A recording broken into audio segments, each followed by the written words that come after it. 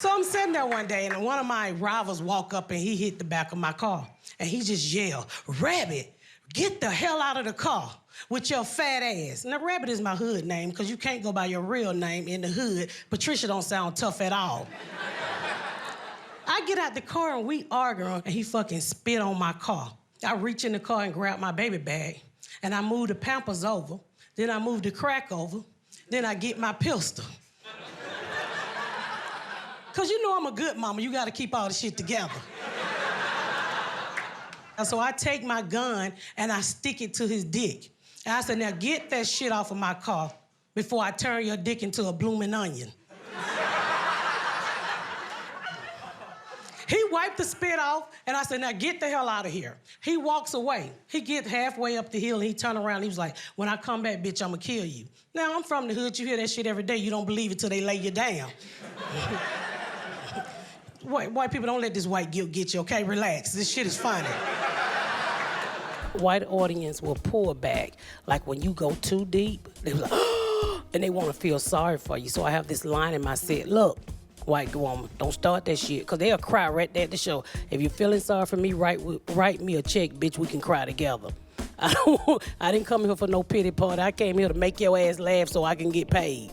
People might laugh at misfortune because they know misfortune deep down, you know? And then people, them who don't have the privilege of not knowing a lot of it, don't find it funny, you know? They think it's offensive or not necessarily a thing.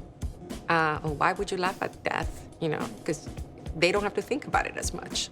I just did this recent bit about, since I wrote the book, my kid's father trying to say he didn't know I was 14 when I gave birth and he was 22. I'm like, dude, you picked me up from a fucking elementary school. What did you think I was, a school teacher, a short cafeteria lady?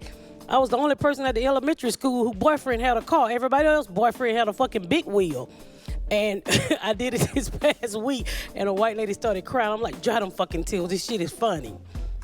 So, I mean, yeah, like black folk, they be falling in the floor. "Oh, that shit is funny." But white people think too much. Like, "Oh my God, that's abuse." Well, bitch, that was 30 years ago. Today we laughing about it. Black audience will kind of think about it like and process it, run it through the cycle of their own experience. White audiences will kind of look at me like, wow, this nigga is not smiling. Have a joke. I'm like, I grew up in a large Muslim community. And I remember growing up, I was very afraid of ninjas. So the first time I saw a Muslim woman wearing a burqa, I was terrified. And I got older, I felt sad for them, because being a Muslim woman wearing a burqa controlled by your husband is sad, but looking like a ninja with no ninja skills is sadder. Literally, the only thing a Muslim woman wearing a burqa and a ninja have in common is, in order to survive, they both need to be quiet. Yeah, I just write the jokes. I didn't make the world. See, people would hate that, though. You see, you can't say shit like that as a black comic. They're like, "Oh, man, you gotta be woke." Everyone's trying to be very woke, and they want to agree before they laugh, which kills every joke. I mean, like, you bring something up, and they're like, "Oh, I don't know where he's going here. It was a thing I liked, but I missed the time to laugh." How do you celebrate Black History Month, sir? You come to see comedy shows? Good call. You know, I've heard that a lot of white people celebrate Black History Month by giving the nearest black guy $20.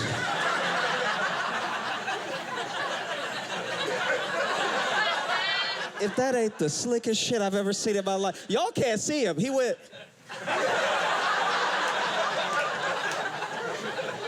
I'll do it with just a dab right there. Ah, gotcha. To me, that's the biggest difference between the white rooms and the black rooms. The black rooms, you got to bring it right away. They're going to let you hear it. White people will look at you, and after a while, it gets awkward, where when you look at them, they'll look away. They'll look away. You know what I mean? They'll look at you and be like, "Oh, he's really trying. He's really trying."